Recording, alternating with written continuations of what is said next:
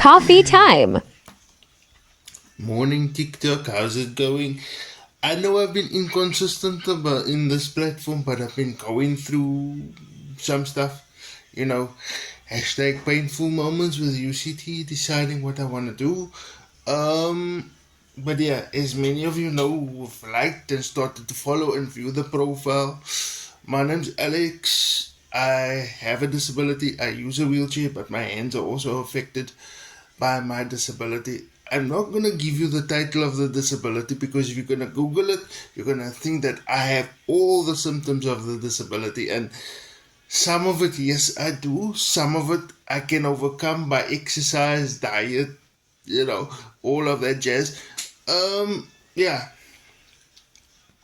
But one video, many different ideas for this video because I didn't script anything because only went for a haircut recently, and only decided what I wanted, whether I want to proceed with what's going on with me at university at the moment. So I have all the big movements. I can sort of lift my coffee cup. Who's so rude, man? I'm trying to be reflective here, and the people are sending me messages already. And I was thinking, I have all this movement, I can lift my coffee cup and all of that, but a lot of people don't understand fine motor skills and what it takes just to. Okay, I don't have my nail clipper here, and no, I'm not gonna cut my nails on TikTok. But if you want to see a YouTube video of me getting ready and do stuff, go to Uncomfortable Conversations and go and see me there. I can make a new one. But if you really want to scroll, there's a video that shows me how I get dressed before the get ready with me craze on TikTok. I'm not jelly, but I did it, and a lot of us did it already. So you guys can check that out. Yeah. So I wanted to reflect on again eating, drinking, and social gatherings. And I was thinking of the foods that I enjoy, but because of my hand function necessary, I see I'm gonna have to make a part two of this video. Because of my hand function, I don't necessarily enjoy eating because the stuff falls off and gets all over the foot for the day. And yeah, so things that I enjoy eating but not so lekker. Pani chow, roti and curry, spaghetti bolognese, certain pieces of prime meat. And so for that, I like it if somebody feeds it to me. And I wanted to reflect on that part. You get these people, you go to the so I drove, right? Then people will say, he drove, but somebody's helping him eat. He drove, somebody's cutting his food. There's different motor skills for different sets of level of function. So we can look at that. And the truth of the matter is sometimes everything doesn't need to be an exercise in rehabilitation. Sometimes you just want to enjoy yourself around the fire with your salami or pani chow, roti and curry, however. So you want that pretty girl to feed it to you. And I want to keep reflecting on the pretty girl because there's always this other myth that also says, oh, you're going to need a good wife. Sometimes you just need a liquor vivacious wife that takes care of herself first before she takes care of you because, that also enjoys the joke, that enjoys feeding her husband, that enjoys saying that this is my husband's a quadriplegic and I feed him, I put the wheelchair in the car, I empty his urine bag when he's still laying in bed, I empty the pee bottle, while I help him shower, I somehow get in. You need that also.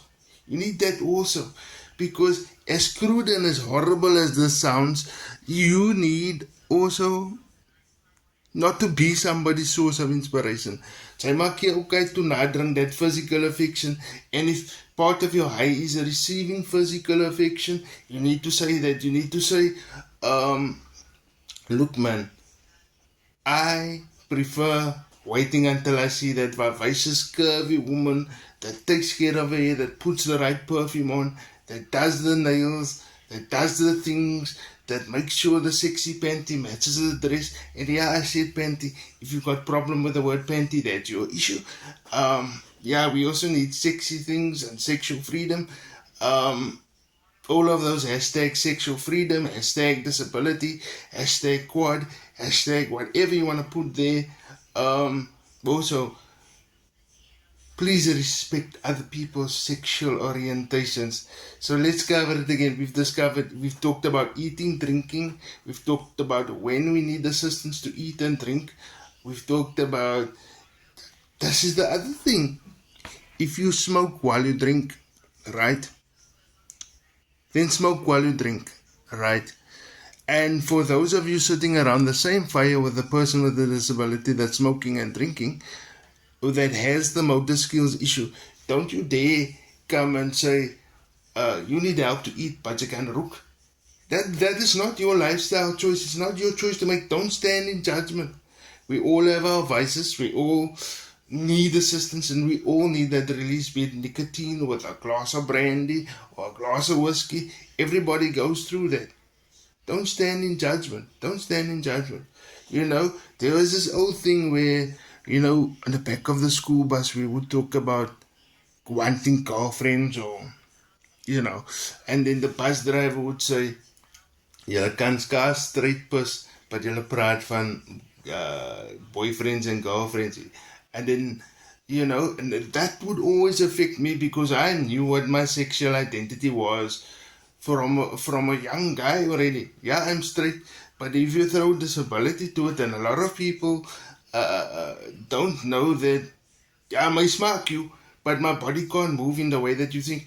So I need to sort of find that permission way before the time, because the effort it sometimes takes for, I can open my hands, but the caressing and the touch and all of that, it takes a lot of effort. So for me to lean in and spontaneously kiss or touch, I need to know that tacitly you give me that permission. So sometimes I will have to ask and say, and yeah, it can be a mood killer, but then you're not the right kind of vivacious that can see that. Anyway, I hope more than anything that there's somebody out there that's watching this video that's going to play it for their mother, that's going to play it for their father, that's going to play it for the evangelical pastor, so that they know what to pray for, so that they know how to help, and they know when to respect privacy, and they know when to draw back. Because one of the other misconceptions that there also is that a person's mother's always around. No, that's not it. And yeah, we may have no informal buddy with us to help us go to the toilet, because on the first date or the first gathering, you don't want to ask pretty girl, yeah, come, go down, take a piss. If there's a relationship, friendship, blossoming, then you can say, yeah, man, I got a big need, and but that comes much later. So no, your parent isn't always with you. And yeah, but I want to leave it there. I want to press pause before this thing presses pause. Until next time, love, peace, and chicken grace.